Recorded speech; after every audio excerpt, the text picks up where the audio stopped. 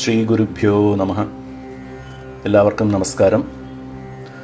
ശ്രീചക്രത്തിൻ്റെ ബിന്ദു മുതൽ ഭൂപുരം വരെയുള്ള ആവരണങ്ങളുടെ ആവിർഭാവം കുറിച്ചും അതിലെങ്ങനെയാണ് പരാവിലാസ രൂപങ്ങളായ പശ്യന്തി മധ്യമ വൈഖരി വാക്കുകൾ വികസിക്കുന്നത് എന്നതും ശ്രീ കാമകലാവിലാസത്തിലെ 22 മുതൽ 34 വരെയുള്ള 13 ശ്ലോകങ്ങളുടെ വിവരണത്തിൽ കൂടി കഴിഞ്ഞ ഭാഗങ്ങളിലായിട്ട് നിരൂപണം ചെയ്തു. അതായത് അർത്ഥപ്രപഞ്ചം, ശബ്ദപ്രപഞ്ചം എന്നീ രണ്ടിൻ്റെയും വികസനം എങ്ങനെയാണ് ശ്രീചക്രത്തിൻ്റെ ബിന്ദു മുതൽക്കുള്ള ഓരോരോ ആവരണങ്ങളുടെ രൂപത്തിലും വിസ്തൃതമാവുന്നത് എന്നത് ഇതുവരെ മനസ്സിലാക്കിയ ഈ ശ്ലോകങ്ങളിൽ വിവരിച്ചിട്ടുള്ളത് എന്നെക്കൊണ്ട് ആവുന്ന വിധത്തിൽ വിശദമായി വിവരിക്കാൻ ശ്രമിച്ചു. ശ്രീ കാമകലാവിലാസം ശ്രീവിദ്യോപാസനയുടെ ഗഹനമായ ഗൗരവതരമായ പഠനത്തിൽ വളരെ ശ്രദ്ധയർഹിക്കുന്ന ഒരു പ്രകരണ ഗ്രന്ഥം ആണ്. അത് ഇതിനകം ഒരുവിധം എല്ലാവർക്കും മനസ്സിലായിട്ടുണ്ടാവണം. വീണ്ടും വീണ്ടും കേട്ടത് മനസ്സിൽ ആവർത്തിച്ച് ചിന്തിച്ചുമൊക്കെ മനസ്സിലാക്കിയെടുക്കേണ്ട തത്വങ്ങളാണ് ഇതൊക്കെ.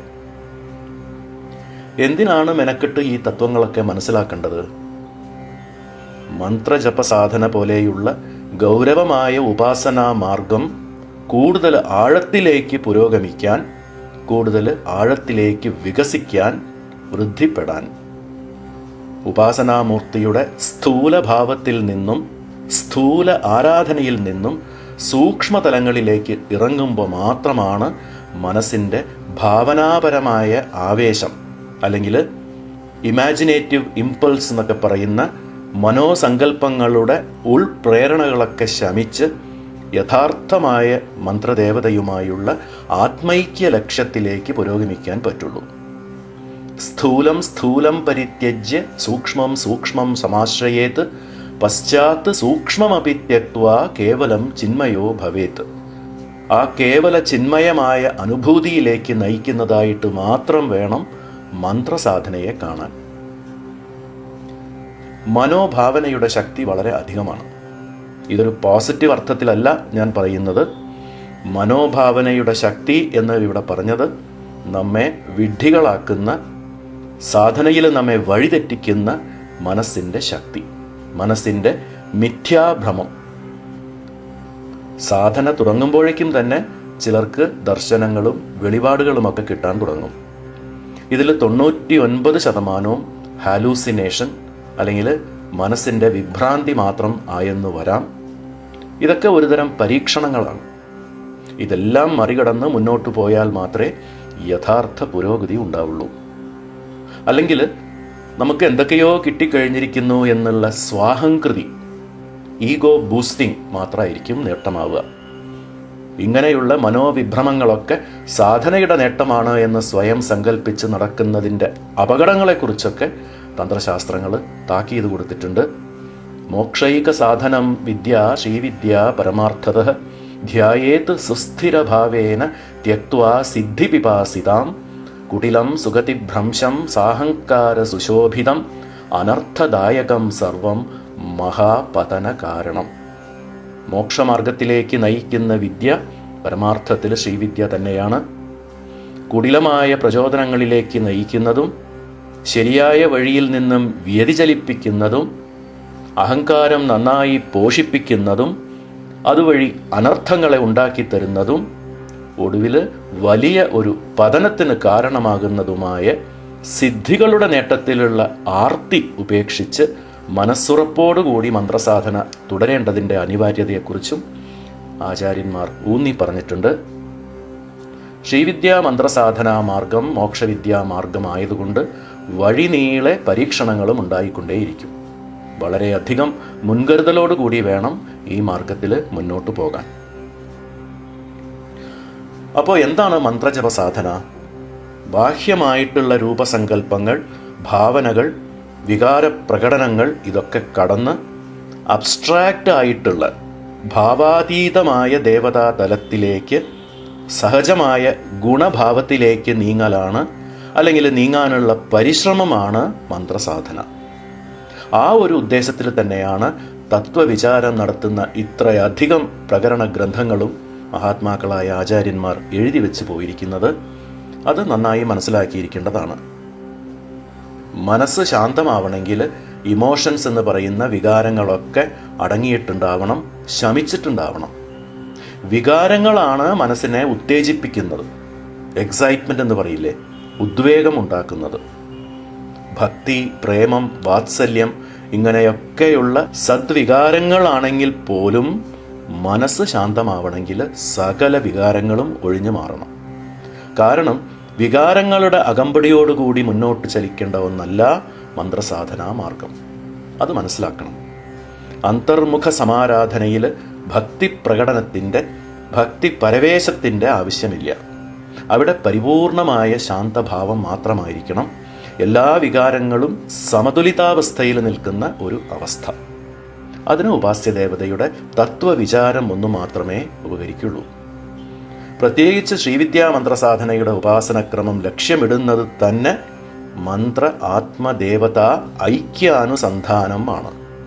മന്ത്രവും മന്ത്രദേവതയും ഉപാസകന്റെ അന്തരാത്മാവും തമ്മിലുള്ള ഐക്യം അനുഭൂതമാക്കുക എന്നതാണ്. ശ്രീവിദ്യോപാസനയിൽ വളരെ പ്രധാനമായിട്ടുള്ള ഒരു പ്രയോഗമാണ് ഈ ഐക്യാനുസന്ധാനം. എന്താണ് ഐക്യാനുസന്ധാനം എന്ന് വെച്ചാൽ, ഏകാഗ്രമായ ലയഭാവത്തെയും അന്തർദൃഷ്ടിയെയും പ്രതിനിധീകരിക്കുന്ന ഒരു പ്രയോഗം. അതാണ് അനുസന്ധാനം എന്ന് പറയുന്നത്. അതായത് സാധകനായ താനും ജപിക്കുന്ന മന്ത്രവും മന്ത്രചൈതന്യമായി സ്ഫുരിക്കുന്ന ദേവതയും ഒന്നായി ലയിച്ചിരിക്കുന്നു എന്ന ഇടമുറിയാത്ത അവബോധം നിലനിർത്തുന്നതിനെയാണ് ഈ ഐക്യാനുസന്ധാനം സൂചിപ്പിക്കുന്നത്. മന്ത്രദേവതയുടെ അനുഗ്രഹം കൊണ്ട് മാത്രം സിദ്ധിക്കുന്നതാണ് ഏകാഗ്രമായ ഈ ലയഭാവം. എന്നാൽ ജപത്തിലുള്ള അചഞ്ചലമായ ശ്രദ്ധ തന്നെയാണ് അതിന് വഴിയൊരുക്കുന്നതും. അപ്പോൾ ഈ യഥാർത്ഥ മന്ത്രജപം എങ്ങനെയാണ് വേണ്ടത്? മൂർത്യമൂർത്യാദി സംസ്കാരാൻ ത്യക്ത്വാ സഞ്ചിന്യ തത്വതഃ സ്വഭാവാതീതതാം പ്രാപ്യ മന്ത്രദേവി പ്രസീദതി. വളരെ പ്രധാനമായിട്ടുള്ള ഒരു ശ്ലോകമാണ് ഇത്. മുഖ്യാംനായ രഹസ്യത്തിലേതാണെന്ന് തോന്നുന്നു. അതായത് ധ്യാന ശ്ലോകത്തിൽ പറഞ്ഞ കരചരണാദികളോട് കൂടിയ രൂപം, അല്ലെങ്കിൽ രൂപമില്ലാത്ത ഒരു ജ്യോതിസ്വരൂപം എന്നിങ്ങനെയൊക്കെയുള്ള മനസ്സിൻ്റെ ധാരണകളെ, സങ്കല്പങ്ങളെ, പ്രീകൺസീവ്ഡ് നോഷൻസ് ഒക്കെ മാറ്റി നിർത്തി സ്വഭാവാതീതത്വത്തിലേക്ക്, അബ്സ്ട്രാക്ട്നെസ്സിലേക്ക് ജപം നീങ്ങുമ്പോഴാണ് മന്ത്രദേവത ഉള്ളിൽ ഉണരുള്ളൂ. അതാണ് ഈ ശ്ലോകത്തിൽ പറഞ്ഞിരിക്കുന്നത്. ഇതൊന്നും നടക്കണ കാര്യമല്ല എന്നോ ഒരിക്കലും സാധിക്കാൻ പറ്റാത്ത സംഗതി എന്നോ ആരും ചിന്തിക്കേണ്ട.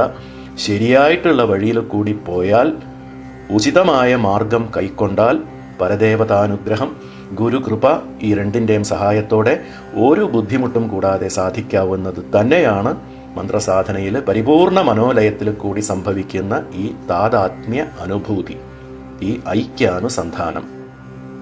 അതിന് ആദ്യമായിട്ടും അനിവാര്യമായിട്ടും വേണ്ടത് അവരവരുടെ സാധനാ സമ്പ്രദായത്തിൽ അടിയുറച്ച വിശ്വാസം, ഗുരുപരമ്പരയുടെ മഹത്വത്തിൽ അചഞ്ചലമായ സമർപ്പണ ബോധം. അത് മാത്രമാണ്. അത് മനസ്സിലാക്കണം. സമ്പ്രദായ വിശ്വാസാഭ്യാം സർവസിദ്ധി എന്നത് പരശുരാമകൽപ്പസൂത്രം ദീക്ഷാവിധിയിലുള്ള ഒരു മുഖ്യമായ സൂത്രമാണ്. കാരണം ഉപാസ്യദേവത തന്നെയാണ് പരമ്പര. ഗുരുരാദ്യ ഭവേത് ശക്തി, ശ്രീഗുരു സർവകാരണഭൂത ശക്തി എന്നൊക്കെയാണ് പ്രമാണം. ശ്രീ പരമേശ്വരനും മഹാഗുരുസ്വരൂപിണിയായ ശ്രീ പരാഭട്ടാരികയും തുടങ്ങി വെച്ചതാണ് ഗുരുപംക്തി എന്ന് പറയുന്ന ഗുരുമണ്ഡലം. ആ ഗുരുമണ്ഡലത്തിലെ മാനവൗഘത്തിലെ ഏറ്റവും ഒടുവിൽ വന്നവരാണ് നമ്മുടെ സ്വന്തം ഗുരു, പരമഗുരു, പരമേഷ്ടി ഗുരു. ആ ഗുരു പരമ്പരയിൽ ഒരു ഭാഗമായി എന്നത് തന്നെയാണ് മന്ത്രസാധനാ മാർഗത്തിൽ നമുക്ക് സിദ്ധിച്ച പരദേവതയുടെ ആദ്യത്തെ വരപ്രസാദം, ഗുരു പരമ്പരയുടെ അനുഗ്രഹം. മന്ത്രസാധനയുടെ പ്രാധാന്യവും ശരിയായ ലക്ഷ്യവും ഉപാസകർ അറിഞ്ഞിരിക്കണമെന്നതുകൊണ്ട് ഇത്രയും പറഞ്ഞു എന്ന് മാത്രം.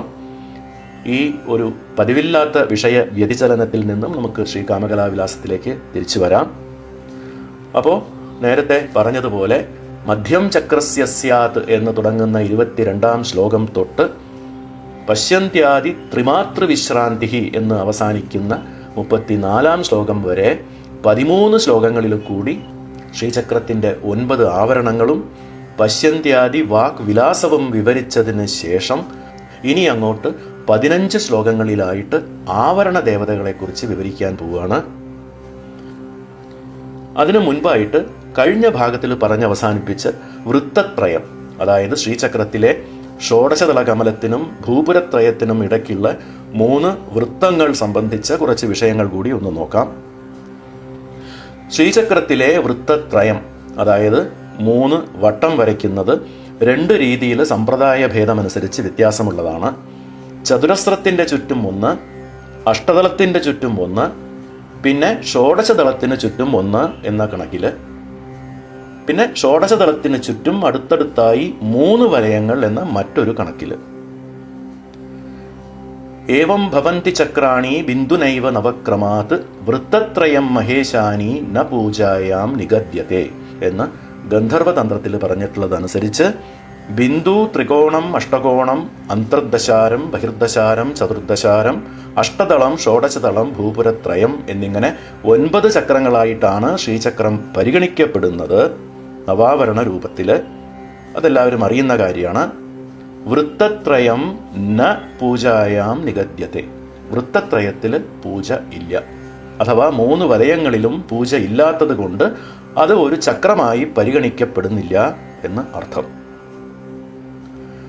ശ്രീവിദ്യാ രത്നാകരത്തില് പൂജ്യ ശ്രീ കരപാത്ര സ്വാമികൾ പറയുന്നത് ഇങ്ങനെയാണ്: സമ്പ്രദായ വിശേഷജ്ഞാനാം രീത്യ ഹയഗ്രീവ സമ്പ്രദായേ ശ്രീചക്രേ വൃത്തത്രയം ന ലിഖ്യത്തെ, ആനന്ദഭൈരവ സമ്പ്രദായേ വൃത്തത്രയേ ലിഖ്യതേയപി തത്ര അർച്ചനം ന ഭവതി, ശ്രീ ദക്ഷിണാമൂർത്തി സമ്പ്രദായേ വൃത്തത്രയം ഉല്ലിഖ്യതേ പൂജ്യത്തെ ച. അർത്ഥം ഊഹിച്ചിട്ടുണ്ടാവും. അതായത് സമ്പ്രദായ വിശേഷങ്ങളുടെ ഭേദമനുസരിച്ച് ഹയഗ്രീവ സമ്പ്രദായത്തിൽ വൃത്തത്രയം രേഖപ്പെടുത്തുന്നതേയില്ല, ആനന്ദഭൈരവ സമ്പ്രദായത്തിൽ വൃത്തത്രയം രേഖപ്പെടുത്തും, എന്നാൽ അതിൽ പൂജയില്ല.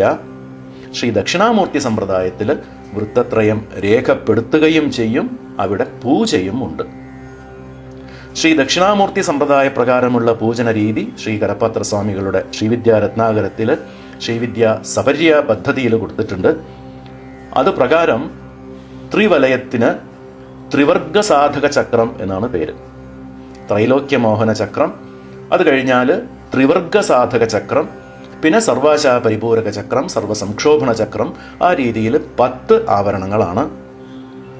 3 വലയങ്ങളിൽ ആദ്യ വലയത്തിൽ 34 ആവരണ ദേവതകളും, രണ്ടാമത്തെ വലയത്തിൽ 16 ആവരണ ദേവതകളും, മൂന്നാമത്തെ വലയത്തിൽ 17 ആവരണ ദേവതകളും. അങ്ങനെ ആകെ 67 ആവരണ ദേവതകളാണ് അപ്രദക്ഷിണമായിട്ട് 3 വലയങ്ങളിലും കൂടി സ്ഥിതി ചെയ്യുന്നത്. കാളരാത്രി മുതൽ കാമേശ്വരി വരെ 67 ആവരണ ദേവതകൾ. ത്രിപുരേശിനി എന്നാണ് ചക്രേശ്വരിയുടെ പേര്. അപ്പോൾ ത്രിപുര, ത്രിപുരേശിനി, ത്രിപുരേശി, ത്രിപുരസുന്ദരി എന്നിങ്ങനെ 10 ആവരണത്തിനും 10 ചക്രേശികൾ. മഹായോനി മുദ്ര എന്ന ഒരു മുദ്രയാണ് ഈ ആവരണത്തിന്റെ മുദ്രയായി പറഞ്ഞിട്ടുള്ളതും. പിന്നെ പ്രകടയോഗിനി, ഗുപ്തയോഗിനി, ഗുപ്തതര യോഗിനി എന്നൊക്കെ ഉള്ളതുപോലെ മാതൃകായോഗിനികളായിട്ടാണ് വൃത്തത്രയ ആവരണത്തിലെ ആവരണശക്തികൾ അറിയപ്പെടുന്നത്. ഈ ക്രമത്തിലുള്ള പൂജയിൽ വൃത്തത്രയം ദ്വിതീയ ആവരണമാണ്. അതായത് ഭൂപുരം പ്രഥമാവരണം, വൃത്തത്രയം ദ്വിതീയാവരണം, ഷോഡശതലം തൃതീയാവരണം, അഷ്ടതളം ചതുർത്ഥാവരണം, അങ്ങനെ കണക്കാക്കി ദശമാവരണമാണ് ബിന്ദു. അങ്ങനെ 10 ആവരണങ്ങളായിട്ടാണ് കണക്കാക്കിയിരിക്കുന്നത്. അപ്പോൾ 10 ആവരണങ്ങളുള്ള ശ്രീചക്ര വിധാനം കൂടി ഉണ്ട് എന്നത് അറിഞ്ഞിരിക്കാൻ വേണ്ടി മാത്രമാണ് ഇത്രയും പറഞ്ഞത്. ശ്രീചക്ര ആവരണ ദേവതകളുടെ വിവരണമാണ് ഇനി അങ്ങോട്ട് 15 ശ്ലോകങ്ങളിൽ വരുന്നത് എന്ന് പറഞ്ഞിരുന്നു.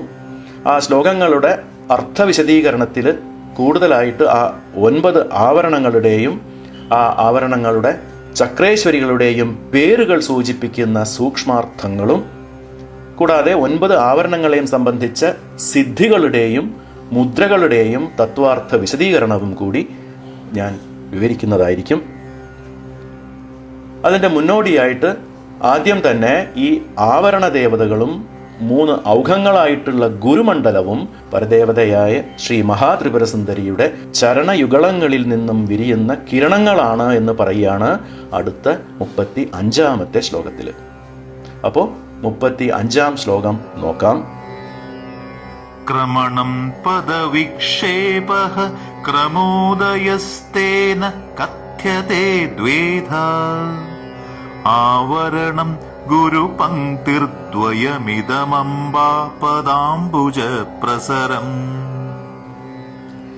ഈ ശ്ലോകത്തിന്റെ അന്വയക്രമം ഇങ്ങനെയാണ്.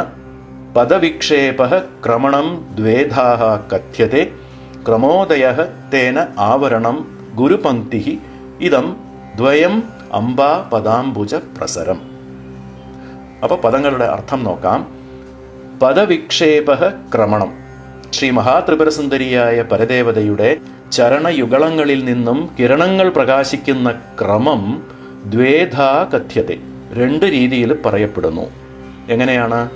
ക്രമോദയഃ തേന ആവരണം, ക്രമോദയം എന്ന പരിവാര ശക്തികളുടെ സമുദായമായും ഗുരുപംക്തി ഔഘത്രയമാകുന്ന ഗുരുമണ്ഡല സ്വരൂപമായും ഇതം ദ്വയം ഈ 2 ശ്രേണികളുടെ രൂപത്തിൽ യഥാക്രമം അംബാ പദാംബുജ പ്രസരം പരദേവതയുടെ പാതാരവിന്ദങ്ങളിൽ നിന്നും 2 കിരണങ്ങളായി പ്രസരിച്ചു വികസിച്ചു.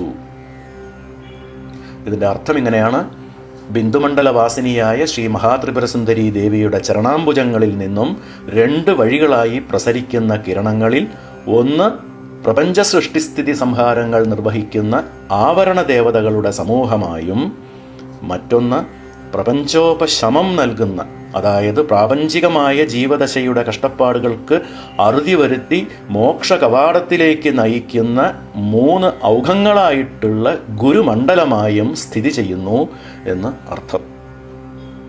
ശ്രീചക്ര ശക്തികളായ ആവരണ ദേവതകൾക്കും ഗുരുമണ്ഡലത്തിനും തുല്യ പ്രാധാന്യമാണ് എന്ന് സാരം. സൗന്ദര്യലഹരി 14-ാം ശ്ലോകത്തിന്റെ വ്യാഖ്യാനത്തിൽ ശ്രീ ലക്ഷ്മീധരാചാര്യർ ശ്രീ മഹാദേവിയുടെ ചരണാംബുജം വർണ്ണിക്കുന്നത് ഇങ്ങനെയാണ്. സൂര്യചന്ദ്രാഗ്നയഃ ഭഗവതീ പാദാരവിന്ദോർഭൂത അനന്തകോടി കിരണമധ്യേ കതിപയാൻ കിരണാൻ ആഹൃത്യ ഭഗവതീ പ്രസാദ സമാസാദിത ജഗത് പ്രകാശന സാമർഥ്യാത് ജഗന്തി പ്രകാശയന്തി ഇതി. അതായത് സൂര്യൻ, ചന്ദ്രൻ, അഗ്നി എന്നീ തേജസ്സുകൾ ഭഗവതിയുടെ പാതാരവിന്ദങ്ങളിൽ നിന്നും ഉദ്ഭവിക്കുന്ന അനന്തകോടി മയൂഖങ്ങളിൽ നിന്നും അല്പം കിരണങ്ങളെ ഭഗവതീ പ്രസാദം കൊണ്ട് സമ്പാദിച്ച് ലോകങ്ങളെ പ്രകാശിപ്പിക്കുന്നു. അതശ്ച സർവലോകാതിക്രാന്തം ചന്ദ്രകലാചക്രം ബൈന്ദവസ്ഥാനമിതി തത്ര വർത്തമാനം ചരണാംബുജം. അങ്ങനെ ലോകാതീതമായ ചന്ദ്രാദി തേജോ അംശങ്ങളെ ചലിപ്പിക്കുന്നത് കൊണ്ട് ബൈന്ദവസ്ഥാനം ചന്ദ്രകലാചക്രം എന്ന് അറിയപ്പെടുന്നു. ആ ബിന്ദുവിൽ തന്നെയാണ് ദേവിയുടെ ചരണാംബുജങ്ങളും സ്ഥിതി ചെയ്യുന്നത്. തത്ര വർത്തമാനം ചരണാംബുജം. ഭൈരവയാമളതന്ത്രത്തിലുള്ള ചന്ദ്രജ്ഞാന വിദ്യാ പ്രകരണത്തിലെ മനോഹരമായ 17 ശ്ലോകങ്ങൾ ഉദ്ധരിച്ചിട്ടുണ്ട് ശ്രീ ലക്ഷ്മീധരാചാര്യർ. കലാവിദ്യ എന്ന് പറയുന്ന ദേവിയുടെ ചരണമരീചികളുടെ പ്രഭാവം ശ്രീ പരമേശ്വരൻ ദേവിയെ അഭിസംബോധന ചെയ്ത് വിവരിക്കുന്നതായിട്ടുള്ളതാണ് ശ്രീ ലക്ഷ്മീധരാചാര്യർ ഉദ്ധരിച്ചിട്ടുള്ള ഈ ശ്ലോകങ്ങൾ. അത് മുഴുവനും വിവരിക്കാൻ നിൽക്കുന്നില്ല. അതിൽ നിന്നും ചില പ്രസക്തമായിട്ടുള്ള ഭാഗങ്ങളുടെ അർത്ഥം നോക്കാം. കലാവിദ്യ പരാശക്തേഹേ ശ്രീചക്രാകാര രൂപിണി തന്മധ്യേ ബൈന്ദവസ്ഥാനം തന്നാസ്തേ പരമേശ്വരി സദാശിവേന സംപൃക്ത സർവതത്വാധികാ സതി ചക്രം ത്രിപുരസുന്ദര്യാഹ ബ്രഹ്മാണ്ഡാകാരമീശ്വരി. അതായത് ബ്രഹ്മാണ്ഡം തന്നെയാണ് ശ്രീചക്രം.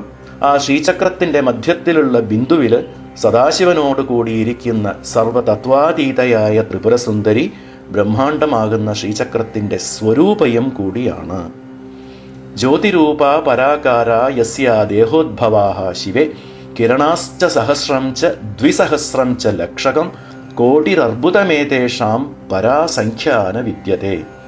പരാകാര ജ്യോതിരൂപത്തിലുള്ള പരദേവതയിൽ നിന്നും 1000, 2000, ലക്ഷം, കോടി, ശതകോടി, സഹസ്രകോടി എന്നല്ല കണക്കിലടങ്ങാത്ത കിരണരൂപങ്ങളിലുള്ള ശക്തി ദേവതകളാണ് പ്രപഞ്ചം മുഴുവനും വ്യാപിച്ച് ലോകങ്ങളെ പ്രകാശിപ്പിച്ചുകൊണ്ടും ഉജ്ജീവിപ്പിച്ചുകൊണ്ടും പ്രവർത്തിപ്പിച്ചുകൊണ്ടും ഇരിക്കുന്നത്. യസ്യാ ദേവ്യാ മഹേശാനി ഭാസാ സർവം വിഭാസത്തെ തദ് ഭാസാരഹിതം കിഞ്ചിൻ ന ച യച്ച പ്രകാശത്തെ ബ്രഹ്മാണ്ഡം ഭാസയന്തസ്തേ പിണ്ഡാണ്ഡമപി ശങ്കരി. എന്ന് വെച്ചാൽ ഈ പ്രകാശനം നിലച്ചു കഴിഞ്ഞാൽ പിന്നെ സർവത്ര ചൈതന്യവും ഊർജ്ജസ്വലതയും നഷ്ടപ്പെട്ട തമസ് മാത്രമായിരിക്കും. ബ്രഹ്മാണ്ഡം വാസയന്തസ്തേ പിണ്ഡാണ്ഡം അപി ശങ്കരി. പഞ്ചഭൂതാത്മകമായ ബാഹ്യ ബ്രഹ്മാണ്ഡം മാത്രമല്ല, ഇന്ദ്രിയങ്ങൾ, മനസ്സ് അടക്കമുള്ള പിണ്ഡാണ്ഡമായ ശരീരത്തെയും ചലിപ്പിക്കുന്നതും ഈ കിരണശക്തികൾ തന്നെയാണ് എന്ന് അർത്ഥം. പ്രപഞ്ച സൃഷ്ടിക്ക് ശേഷം വ്യാവഹാരിക തലത്തിൽ സർവവും ചലിപ്പിക്കുന്നത് ചിത്ശക്തിയാണ് എന്നത് നമ്മൾ നേരത്തെ മനസ്സിലാക്കിയതാണ്. തൻ്റെ കണക്കില്ലാത്ത ശക്തികളിൽ കൂടിയാണ് അത് നിർവഹിക്കുന്നത് എന്ന് സാരം. ഈ ശക്തികിരണങ്ങളെ പ്രതിനിധീകരിക്കുന്നവരാണ് ശ്രീചക്രത്തിലെ ഓരോ ആവരണത്തിലുമുള്ള ചക്രനായികകളും അവരുടെ കീഴിലുള്ള ആവരണ ശക്തികളും. ബിന്ദുമണ്ഡല മധ്യസ്ഥയായ ശ്രീ മഹാത്രിപുരസുന്ദരി ദേവിയെ അണിമാതി കിരണശക്തികൾ ചുറ്റും ആവരണം ചെയ്ത് നിൽക്കുന്നുണ്ട് എന്നത് ശ്രീ ലളിതാ സഹസ്രനാമത്തിൻ്റെ ഒരു ധ്യാന ശ്ലോകത്തിലുമുള്ളത് എല്ലാവരും അറിയുന്ന ഒന്നാണ്. അരുണാം കരുണാതരംഗിതാക്ഷിം ധൃതപാശാങ്കുശ പുഷ്പബാണ ചാപാം അണിമാതിഭിരാവൃതാം മയൂഖൈഹി അഹം ഇത്യേവ വിഭാവയേ ഭവാനീം. മയൂഖൈഹി അണിമാതിഭിർ ആവൃതാം. കിരണരൂപശക്തികളായി ശ്രീചക്രത്തിൻ്റെ ആവരണങ്ങളിൽ സ്ഫുരിച്ചുകൊണ്ടിരിക്കുന്ന അണിമാ തൊട്ടുള്ള ആവരണ ദേവതകളാൽ വലയം ചെയ്യപ്പെട്ടിരിക്കുന്നു പരദേവത എന്ന അർത്ഥം. ബിന്ദുമണ്ഡലം ആവരണം ചെയ്തു നിൽക്കുന്നത് കൊണ്ടും ആണവം, കാർമ്മം, മായ എന്നീ ത്രിമലങ്ങളുടെ പിടിയിൽപ്പെട്ട ജീവന്മാർക്ക് പരതത്വമറിയാൻ അനുവദിക്കാതെ തിരശ്ശീല പോലെ ഒരു മറയായി തടസ്സമായി നിൽക്കുന്നത് കൊണ്ടും ആവരണ ദേവതകൾ എന്ന് ഈ ശക്തിവൃന്ദം അറിയപ്പെടുന്നു. ശക്തിവൃന്ദം എന്ന് പറഞ്ഞു, അതായത് ബ്രഹ്മാണ്ഡമാകെ ചിത്ശക്തിയുടെ ഭാസനമായി വൈവിധ്യമാർന്ന ശക്തികൾ വ്യാപിക്കുന്നു എന്ന്. ഈ കാഴ്ചപ്പാട് ആദ്യമായി വരുന്നത് കാശ്മീര ശൈവത്തിലെ ശാക്തേയത്തിൻ്റെ മൂലസിദ്ധാന്തമായി പരിഗണിക്കപ്പെടുന്ന ക്രമദർശനത്തിലാണ്. മഹാർത്ഥക്രമം എന്നും പറയും. മഹാർത്ഥക്രമം എന്ന് വെച്ചാൽ മഹത്തായ അർത്ഥമുള്ള പ്രപഞ്ചരഹസ്യത്തിൻ്റെ പ്രപഞ്ചഘടനയുടെ ക്രമം എന്ന് വെച്ചാൽ നിഗൂഢമായ സൃഷ്ടിക്രമ രഹസ്യം. അതാണ് മഹാർത്ഥക്രമം. ക്രമസിദ്ധാന്തത്തിൻ്റെ ഒരു പ്രധാന ആചാര്യനായി കരുതപ്പെടുന്ന ശ്രീ മഹേശ്വരാനന്ദാചാര്യർ തൻ്റെ മഹാർത്ഥമഞ്ജരിയിൽ ഇങ്ങനെ പറയുന്നുണ്ട്. ശ്രീ മഹാർത്ഥക്രമ പ്രപഞ്ച സർവോപി വൃന്ദചക്രേ വിശ്രാമ്യതി തച്ച ചതുഷ്ഷഷ്ടി ശക്തി സമഷ്ട്യാത്മകം ഇതി വ്യാഖ്യാതം. അതഃ ശ്രീചക്രം ക്രമണ ഉന്മുദ്രയിഷ്യൻ ആദൗ. അതായത് 64 ശക്തിവൃന്ദങ്ങളുടെ എന്ന് വെച്ചാൽ ചതുഷ്ഷഷ്ടി കോടി യോഗിനികളുടെ സമഷ്ട്യാത്മകമായ വൃന്ദചക്രമാണ് ക്രമസിദ്ധാന്തത്തിലെ ഏറ്റവും പ്രധാനമായ ഏക ഘടകം എന്നും ആ വൃന്ദചക്രം തന്നെയാണ് ശ്രീചക്രമായി വികസിച്ചത്. അഥ ശ്രീചക്രം ക്രമണ ഉന്മുദ്രയിഷ്യൻ ആദൗ എന്നും പറഞ്ഞിരിക്കുകയാണ്. ശ്രീ ലക്ഷ്മീധരാചാര്യർ ഉദ്ധരിച്ചിട്ടുള്ള ഭൈരവയാമള തന്ത്രത്തിലെ കിരണാശ്ച സഹസ്രം ച ദ്വിസഹസ്രം ച ലക്ഷകം കോടിരർബുദമേതേഷാം പരാസംഖ്യാന വിദ്യത്തെ എന്നിങ്ങനെ കണക്കിലടങ്ങാത്ത ശക്തികിരണങ്ങളുടെ എണ്ണം 64 കോടിയായിട്ടാണ് നിർണയിച്ചിരിക്കുന്നത്. മഹാചതുഷ്ഷഷ്ടി കോടി യോഗിനീ ഗണസേവിത എന്ന ശ്രീ ലളിതാ സഹസ്രനാമത്തിലെ നാമം ഓർക്കാവുന്നതാണ്. എന്തുകൊണ്ടാണ് യോഗിനികൾ എന്ന് ഈ കിരണശക്തികൾ അറിയപ്പെടുന്നത്? യോഗിന്യഃ ഇത്യുച്യന്തെ യേന ജീവാംസ്തു ബന്ധനേ യോജയന്തി. ലൗകിക ദശയിൽ ജീവന്മാരെ ബന്ധനത്തിൽ യോജിപ്പിക്കുന്നവർ ആയതുകൊണ്ട് യോഗിനികൾ എന്ന് ഈ ശക്തികൾ അറിയപ്പെടുന്നു. എന്തുകൊണ്ടാണ് ഈ സംയോജനം ഇവർ ചെയ്യുന്നത്? പ്രപഞ്ചത്തിലെ സ്ഥിതി കർത്തവ്യത്തിൻ്റെ കൃത്യമായ നിർവഹണത്തിന് വേണ്ടി. ഈ 64 കോടി ശക്തികൾ വൃന്ദചക്രം എന്ന പേരിൽ അറിയപ്പെടുന്ന ശക്തിവൃന്ദമായിട്ടാണ് ആദ്യമായി ക്രമസിദ്ധാന്തത്തിൽ അറിയപ്പെടുന്നത്. യത് പീഠചക്രാർച്ചിത പഞ്ചവാഹ പ്രകാശമാനന്ദഖമൂർത്തി ചക്രം അഷ്ടാഷ്ടചക്രം പ്രതിരാജതേ തത് ഗുരുക്രമൗഘം സ ചതുഷ്ടയാർത്ഥം എന്ന് വെച്ചാൽ അഷ്ടാഷ്ട 8 അതായത് 64 വികസിക്കുന്ന പഞ്ചവാഹ ശക്തികളുടെ ചക്രവും മോക്ഷപുരുഷാർത്ഥദായകമായ ഗുരുക്രമ ഔഘവും ചേർന്ന പ്രകാശമാനന്ദ ഖമൂർത്തി ചക്രം, അതായത് ശിവചക്രം എന്ന് അറിയപ്പെടുന്നു. ഖമൂർത്തി ശിവനാണ്. ഖമൂർത്തി ചക്രം എന്ന് പറഞ്ഞാൽ ശിവചക്രമാണ്. അത് തന്നെയാണ് വൃന്ദചക്രം. പ്രകാശം, ആനന്ദം. പ്രകാശം ശക്തികിരണങ്ങളാണ്, ആനന്ദം ഗുരുക്രമ ഔഘമാണ്. ആ രണ്ടും തന്നെയാണ് ഇവിടെ ശ്രീ കാമകലാവിലാസത്തിൽ ക്രമോദയം ഗുരുപംക്തി എന്ന് പരദേവതയായ ശ്രീ മഹാത്രിപുരസുന്ദരിയുടെ 2 തൃപ്പാദങ്ങളിൽ നിന്നും വികസിക്കുന്നതായി പറഞ്ഞിരിക്കുന്നത്. ക്രമണം പദവിക്ഷേപ ക്രമോദയസ്തേന കഥ്യതേ ദ്വേധ ആവരണം ഗുരുപംക്തി എന്ന്. പഞ്ചവാഹ ശക്തികളുടെ ചക്രം ശക്തി വൃന്ദചക്രം എന്ന് പറഞ്ഞു. പഞ്ചവാഹ ശക്തികളെക്കുറിച്ചും കൂടി മനസ്സിലാക്കിയിരിക്കേണ്ടതാണ്. നമ്മൾ ഇതിനു മുമ്പ് വാമാശക്തി പ്രപഞ്ചം വമിക്കുന്നതോടെ എങ്ങനെയാണ് വ്യാവഹാരിക ദശയുടെ 3 പ്രധാന ഘടകങ്ങളും കൂടി ആവിർഭവിക്കുന്നത് എന്ന് പറഞ്ഞിരുന്നു. പ്രപഞ്ചദശയെ നിർണയിക്കുന്ന 3 ഘടകങ്ങളാണ്. ഒന്നാമതായി പ്രാപഞ്ചിക ജ്ഞാനം സോപാധികം ആക്കുന്ന, കണ്ടീഷൻഡ് നോളജ് ആക്കുന്ന ത്രിപുടി, പ്രമാത, പ്രമാണം, പ്രമേയം എന്നീ ത്രിപുടി. പിന്നെ കാര്യകാരണ സ്വരൂപങ്ങളായ ദ്വന്ദ്വ വൈരുദ്ധ്യങ്ങൾ. മൂന്നാമത് സത്വം, രജസ്, തമസ് എന്നീ 3 ഗുണങ്ങൾ. ഈ 3ഉം പരസ്പരം ബന്ധമുള്ളവയുമാണ്. ത്രിമലങ്ങളുടെ ബന്ധനം സ്വയം സ്വീകരിച്ച് ജീവനാകുന്ന ശ്രീ പരമേശ്വരന്റെ പാരമാർത്ഥിക ജ്ഞാനം ഈ പറഞ്ഞ 3 രീതിയിലുള്ള സോപാധിക പ്രാപഞ്ചിക ജ്ഞാനമായി ചുരുക്കി വികൃതമാക്കുക എന്നതാണ് പഞ്ചവാഹ ശക്തികൾ നിർവഹിക്കുന്ന കർത്തവ്യം.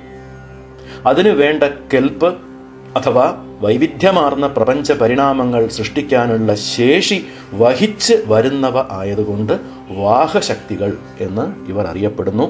ഈ 5 വാഹശക്തികളെക്കുറിച്ച് ചുരുക്കമായി നോക്കാം. വാമേശ്വരി, ഖേചരി, ഗോചരി, ദിക്ചരി, ഭൂചരി, ഈ 5ഉമാണ് പഞ്ചവാഹശക്തികൾ. ഇവിടെ ശ്രദ്ധിക്കേണ്ടത് കരചരണാദികളോട് കൂടിയിട്ടുള്ള ദേവിമാരായിട്ടല്ല ഈ ശക്തികളെ സങ്കല്പിക്കേണ്ടത്. എല്ലാം ഗുണരൂപങ്ങളാണ്, അബ്സ്ട്രാക്ട് പ്രിൻസിപ്പിൾസ്. നമ്മൾ നേരത്തെ മനസ്സിലാക്കിയിട്ടുള്ള വാമ ആണ് വാമേശ്വരി, വിശ്വം വമിക്കുന്ന ശക്തി. വാമ എന്നതിന് വിരുദ്ധമായ, വിപരീതമായ എന്നും കൂടി അർത്ഥമുണ്ട്. ശുദ്ധവും സർവശൂന്യവുമായ പാരമാർത്ഥിക തലത്തിന് വിരുദ്ധമായ, വിപരീതമായ ദ്വൈതപ്രപഞ്ചം ഉണ്ടാവാൻ കാരണമായ എന്നൊക്കെയുള്ള അർത്ഥത്തിലും വാമാശബ്ദം ചേരുന്നുണ്ട്. പക്ഷേ ഇവിടെ പഞ്ചവാഹ ശക്തികളിൽ ആദ്യത്തേത് എന്ന നിലയിൽ ജീവബോധം, താനൊരു വേറിട്ട ജീവാത്മാവാണ് എന്നുള്ള അണുത്വബോധമുണ്ടാക്കാൻ കഴിവുള്ള ശക്തിയാണ് വാമേശ്വരി. ഈ വാഹശക്തികളായിട്ടുള്ള ഈ 5 ശക്തികളും ജീവാത്മാക്കളിൽ പ്രവർത്തിക്കുന്ന ശക്തികളാണ്, ജീവന്റെ ബോധവുമായി ബന്ധപ്പെട്ടവയാണ് എന്നത് പ്രത്യേകം ഓർക്കണം. സൃഷ്ടിയിൽ ആദ്യമായി ജഡപ്രപഞ്ചത്തെ വമിക്കുന്ന ശക്തിയായ വാമ അതേ ഘട്ടത്തിൽ തന്നെ പ്രപഞ്ചത്തിൽ ജീവികളായി പ്രത്യക്ഷപ്പെടുന്ന ശിവത്തിന് പ്രപഞ്ചബോധത്തെയും വമിക്കുന്നു, സങ്കുചിതമായ ജ്ഞാനത്തെയും നിറയ്ക്കുന്നു എന്നതാണ് ഇവിടെ ആദ്യത്തെ വാഹശക്തിയായി വാമേശ്വരിയെ പറഞ്ഞിട്ടുള്ളതിൻ്റെ കാരണം. അടുത്തത് ഖേചരി. ഖേ അഥവാ ഖം എന്ന് വെച്ചാൽ ആകാശം. അതായത് ആകാശം പോലെ അതിരറ്റ ബോധത്തോടുകൂടി ജാഗ്രതയോടെ ഉണർന്നിരിക്കുന്ന പ്രമാദ, അതായത് അറിയുന്നവൻ എന്ന അവസ്ഥ. സബ്ജക്റ്റീവ് എക്സ്പീരിയൻസ് എന്ന സ്ഥിതി എത്തി നിൽക്കുന്ന ഘട്ടമാണ് ഖേചരി എന്ന് പറയുന്ന 2ാമത്തെ വാഹം. ആദ്യമായിട്ട് പ്രാപഞ്ചികമായിട്ടുള്ള ഒരു പ്രമാതാവാണ്, ഒരു സബ്ജക്റ്റാണ് താൻ എന്നുള്ള ബോധം. അത് അഖണ്ഡമായതാണ്, ആകാശം പോലെ വിസ്തൃതമായതാണ് എന്ന അർത്ഥത്തിലാണ് ഖേചരി. 3ാമത്തെ വാഹശക്തിയാണ് ഗോചരി. ഗോ എന്ന് വെച്ചാൽ പശു. അതായത് പശുവിനെ പോലെ മേഞ്ഞു തിരിയുന്ന എന്നും ഇന്ദ്രിയങ്ങൾ അറിയുന്ന എന്നും 2 അർത്ഥങ്ങളുണ്ട്. ജീവാത്മാവ് അന്ധഃകരണങ്ങൾ പ്രാപിച്ച അവസ്ഥയാണ് ഇത്. അപ്പോൾ ആദ്യത്തേത് ബോധമുണ്ടാക്കി, 2ാമത്തേത് താൻ പ്രമാതാവാണ് എന്നുള്ള ഒരു അവയർനെസ് ഉണ്ടാക്കി, 3ാമത്തെ ഗോചരിയിൽ ഇന്ദ്രിയ അന്ധഃകരണങ്ങൾ പ്രാപിച്ച അവസ്ഥ ഉണ്ടായി. ഇന്ദ്രിയ വിഷയങ്ങൾ രൂപപ്പെട്ടിട്ടില്ലെങ്കിലും, അതായത് ഓബ്ജക്റ്റ് എന്ന് പറയുന്ന വിഷയങ്ങളൊന്നും ഉണ്ടായിട്ടില്ലെങ്കിലും അത് അറിയാൻ വേണ്ട അന്ധഃകരണങ്ങളൊക്കെ പ്രയോഗക്ഷമമായിരിക്കുന്ന, ആക്ടിവേറ്റഡ് ആയിരിക്കുന്ന അവസ്ഥ. അതായത് മനുഷ്യൻ പ്രാകൃതാവസ്ഥയിലാണ്. ആശയവിനിമയത്തിന് വേണ്ട ഭാഷ ഇനിയും ഉടലെടുത്തിട്ടില്ല. പ്രമേയമായ പ്രപഞ്ച വസ്തുക്കളെ, ഓബ്ജക്ട്സിനെ ഇന്ദ്രിയങ്ങൾ തിരിച്ചറിയുന്നതിന് വേണ്ട പശ്യന്ത്യാദി വാക്കുകളിൽ കൂടിയുള്ള പ്രാപഞ്ചിക ജ്ഞാനം പൂർണ്ണമായും ഉടലെടുത്തിട്ടില്ല. പക്ഷേ അതിന് ആവശ്യമായുള്ള അന്ധഃകരണങ്ങൾ പ്രവർത്തന സജ്ജമാണ്. ഇന്ദ്രിയങ്ങൾ അറിയുന്നുണ്ട്, പക്ഷെ അതൊരു തിരിച്ചറിവ് ആവുന്നില്ല. കാരണം എന്താണ്? വസ്തുക്കളുടെ നാമങ്ങൾ ഇനിയും രൂപപ്പെട്ടിട്ടില്ല. അതാണ് പശുക്കൾക്ക് തുല്യമായിരിക്കുന്ന സ്ഥിതി. അത് ഉണ്ടാക്കുന്നതാണ് ഗോചരീ ശക്തി. നാലാമത്തെ വാഹശക്തിയാണ് ദിക്ചരി. ദിഗ് എന്ന് പറഞ്ഞാൽ നാനാ ദിക്കുകളിൽ കൂടി പുറത്തേക്ക് വികസിക്കുന്ന ഘട്ടം. പ്രയോഗക്ഷമമായ അന്ധഃകരണങ്ങളും ഇന്ദ്രിയങ്ങളും അനിയന്ത്രിതമായി വികസിക്കാൻ വെമ്പുന്ന, ബഹിർമുഖമായി പ്രപഞ്ചമറിയാൻ വ്യഗ്രത കാട്ടുന്ന അവസ്ഥയെ ഉണ്ടാക്കുന്നതാണ് ഈ ശക്തി. എല്ലാം വളരെ സൂക്ഷ്മമായിട്ടുള്ള വിഭാവനങ്ങളാണ്. ഇനി അഞ്ചാമത്തേതാണ് ഭൂചരി. ഭൂചരി എന്ന് വെച്ചാൽ ഭൂമിയിൽ ചലിക്കുന്നത്. അതായത് അറിയപ്പെടേണ്ട പ്രപഞ്ച പദാർത്ഥങ്ങൾ മുഴുവനുമായും സ്പഷ്ടമായും അറിയുന്ന ഭോക്താവായ, തികഞ്ഞ ജീവനായ അവസ്ഥ. ഫുള്ളി ഗ്രൗണ്ടഡ് എന്ന് ഇംഗ്ലീഷിൽ പറയില്ലേ? ഭൂമിയിൽ സുസ്ഥിരമായി കാലുകുത്തി നിൽക്കുന്ന സ്ഥിതി. പശ്യന്ത്യാദി വാക്കുകൾ വൈഖരി വരെ പൂർണ്ണമായി വികസിച്ച് വസ്തുനാമങ്ങളും ഉണ്ടായി സമ്പൂർണമായി പ്രാപഞ്ചിക ജ്ഞാനം അഭിവൃദ്ധമായ ഘട്ടത്തിൽ ജീവന്റെ സമഗ്രമായ ഗ്രഹണശേഷി പൂർത്തിയാകുന്ന ഘട്ടം. അതിവിശിഷ്ടമായ, അസാധാരണമായ ഒരു ആശയദൃഷ്ടിയാണ് ശൈവതന്ത്രങ്ങളിലെ ഈ വാഹശക്തികളെക്കുറിച്ചുള്ള സിദ്ധാന്തം എന്ന് പറയാം. ഒരു ജനിച്ച ശിശുവിൻ്റെ അവസ്ഥയുമായി തന്നെ ഈ 5 വാഹശക്തികളുടെ പ്രക്രിയകളെയും താദാത്മ്യം ചെയ്യാവുന്നതുമാണ്. പൂർണ്ണാവച്ഛിന്ന മാത്രാന്തർ ബഹിഷ്കരണ ഭാവഗാഹ വാമേശാദ്യാഹ പരിജ്ഞാന അജ്ഞാനാത്സ്യു മുക്തിബന്ധദാഹ. ശ്രീ ക്ഷേമരാജാചാര്യർ തൻ്റെ പ്രത്യഭിജ്ഞാ ഹൃദയത്തിൽ ഈ ഒരു ശ്ലോകം, ശ്രീ ദാമോദര ഭട്ടൻ എന്നൊരു പഴയ ആചാര്യൻ്റെ ഈ ഒരു ശ്ലോകം ഉദ്ധരിച്ചിട്ടുണ്ട്. വളരെ അർത്ഥവത്താണ്, ശ്രദ്ധിക്കണം. അതായത് വാമേശ്വരി മുതലായ പഞ്ചവാഹ ശക്തികൾ സൃഷ്ടിയുടെ ലക്ഷ്യമായ പ്രപഞ്ചജ്ഞാനത്തിൽ പരിപൂർണമായി പ്രാപഞ്ചിക തലത്തിൽ പടിപ്പടിയായി ജീവനെ നിവേശിപ്പിച്ചപ്പോൾ അജ്ഞാനത്താൽ ബന്ധിതനായ സംസാരിയായി ജീവൻ മാറ്റം കൊണ്ടു എന്ന് അർത്ഥം. അഷ്ടാഷ്ടചക്രം പ്രവിരാജത്തെ. ബ്രഹ്മാദി അണുബന്ധം അനന്തകോടി വർഗങ്ങളായി ഇരിക്കുന്ന ജീവജാലങ്ങളുടെ, മനുഷ്യരടക്കമുള്ള എണ്ണറ്റ ജനിതരേഖകൾ, ജനറ്റിക് കോഡ്സ് എന്ന് പറയുന്ന ജനിതരേഖകളുള്ള ജീവിവർഗങ്ങളുടെ പ്രപഞ്ച അവബോധ ശക്തി നിർമ്മിച്ച് അതാത് ജീവികൾ നശിക്കുന്നത് വരെ അവയുടെ ബോധം, അതാതിൻ്റെ ബുദ്ധി സംബന്ധമായ പ്രതികരണ ശേഷി നിലനിർത്തി നയിക്കുന്നവരാണ് 64 വൃന്ദങ്ങളായി 64 കോടി ശക്തികളായി വ്യാപിച്ചിരിക്കുന്ന ഈ പഞ്ചവാഹ ശക്തികൾ. അപ്പോൾ പ്രാപഞ്ചിക ദശയിൽ ചിത്ശക്തിയുടെ വിലാസം എന്ന് പറയുന്നത് 3 വിധത്തിലാണ് എന്ന് ഇപ്പോൾ മനസ്സിലായി. എന്തൊക്കെയാണ്? പഞ്ചഭൂതാത്മകമായ അർത്ഥപ്രപഞ്ച സൃഷ്ടി, പ്രാപഞ്ചിക ജ്ഞാനത്തിന് വേണ്ട വൈഖരി വരെ വികസിപ്പിക്കുന്ന ശബ്ദ സൃഷ്ടി. ഇത് രണ്ടും കൂടാതെ നമ്മൾ ഇപ്പോൾ മനസ്സിലാക്കിയ പഞ്ചവാഹ ശക്തികളായി ജീവജാലങ്ങളുടെ അവബോധ ശക്തി സമ്പൂർണമായി ആകൃതിപ്പെടുത്തുന്ന പ്രക്രിയ. ബിന്ദു സ്വരൂപത്തിലുള്ള ചിത്ശക്തി വിവിധ ശക്തികളായി വികസിക്കുന്നതിനെയാണ് ശ്രീചക്രത്തിലെ ആവരണങ്ങളും ആവരണ ദേവതകളും കുറിക്കുന്നത് എന്നതാണ് ക്രമോദയം എന്ന് നമ്മൾ നോക്കിക്കൊണ്ടിരിക്കുന്ന ശ്രീ കാമകലാവിലാസത്തിലെ 35-ാം ശ്ലോകത്തിൽ പറഞ്ഞിരിക്കുന്നത്. ക്രമോദയം ഒരു പ്രധാനമായിട്ടുള്ള ഒരു കോൺസെപ്റ്റ് ആയതുകൊണ്ടാണ് ഇത്രയും സമയമെടുത്ത് വിസ്തരിക്കേണ്ടി വന്നത്. വിവിധ പ്രാപഞ്ചിക ക്രിയകൾക്കായി വികസിക്കുന്ന ശക്തികൾ പോലെ തന്നെ പ്രധാനമായിട്ടുള്ള മറ്റൊരു ശ്രേണിയാണ് ഗുരുപംക്തി അഥവാ ഗുർവൗഘം. എന്താണ് അതിൻ്റെ കാരണം? ആദ്യത്തേത് ബന്ധനത്തിലേക്കുള്ള ഇറക്കം കുറിക്കുന്നതാണെങ്കിൽ രണ്ടാമത്തേത് മുക്തിക്കുള്ള ഉയർച്ചയെ കുറിക്കുന്ന പടികളാണ്, രക്ഷപ്പെടാനുള്ള മാർഗം. അല്ലെങ്കിൽ തിരിച്ചു വരവിനുള്ള കവാടം. പഞ്ചകൃത്യ പരായണനാണ് ശ്രീ പരമേശ്വരൻ. സൃഷ്ടി സ്ഥിതി സംഹാരം കൂടാതെ തൻ്റെ പരമാത്മസ്വരൂപം സ്വയം മറച്ച് ജീവാത്മസ്വരൂപം സ്വീകരിക്കുന്നതാണ് തിരോധാനം എന്ന് പറയുന്ന 4ാമത്തെ കർത്തവ്യം. വീണ്ടും ജീവനെ തൻ്റെ പൂർണ്ണസ്ഥിതിയിലേക്ക് എത്തിക്കുന്ന 5ാമ കർത്തവ്യമാണ് അനുഗ്രഹം. ആ അനുഗ്രഹം ഗുരുമണ്ഡലമാകുന്ന ഔഘത്തിൽ കൂടി സാധ്യമാകുന്നു. ശ്രീ പരമേശ്വരൻ ചര്യാനന്ദനാഥൻ എന്നും ശ്രീ പരാശക്തി പരാഭട്ടാരിക എന്നുമുള്ള ആചാര്യനാമങ്ങൾ സ്വീകരിച്ച് ത്രേതായുഗം, ദ്വാപരയുഗം, കലിയുഗം എന്നീ 3 യുഗങ്ങളിലും 3 വ്യത്യസ്ത ഗുരുദമ്പതിമാരുടെ രൂപങ്ങളിൽ ഗുരുമണ്ഡലങ്ങൾ സൃഷ്ടിച്ചു എന്ന് തന്ത്രങ്ങൾ പറയുന്നുണ്ട്. അതായത് ത്രേതായുഗത്തില് ശ്രീ മിത്രേശാനന്ദനാഥൻ, ശ്രീ മഹാകാമേശ്വരി എന്ന ദമ്പതികളായി ദിവ്യ ഔഘത്തെയും, ദ്വാപരയുഗത്തില് ശ്രീ ഷഷ്ടീശാനന്ദനാഥൻ, ശ്രീ മഹാവജ്രേശ്വരി എന്ന ഗുരുദമ്പതികളായി സിദ്ധ ഔഘത്തെയും, പിന്നെ കലിയുഗത്തില് ശ്രീ ഉഡ്ഡീശാനന്ദനാഥൻ, ശ്രീ മഹാഭഗമാലിനി എന്ന ഗുരുദമ്പതികളുടെ രൂപം സ്വീകരിച്ച് മാനവ ഔഘത്തെയും സ്ഥാപിച്ചു. ഇതാണ് ഗുരുമണ്ഡലം എന്ന് അറിയപ്പെടുന്നത്. ശ്രീചക്രത്തിലെ 7ാമത്തെ ആവരണമായ അഷ്ടകോണത്തിൻ്റെ ഉള്ളിൽ പ്രഥമ ത്രികോണത്തിൻ്റെ മുകളിലായി 3 രേഖകളിലാണ് ഈ 3 ഔഘങ്ങളായിട്ടുള്ള ഗുരുമണ്ഡലം ആരാധിക്കുന്നത്.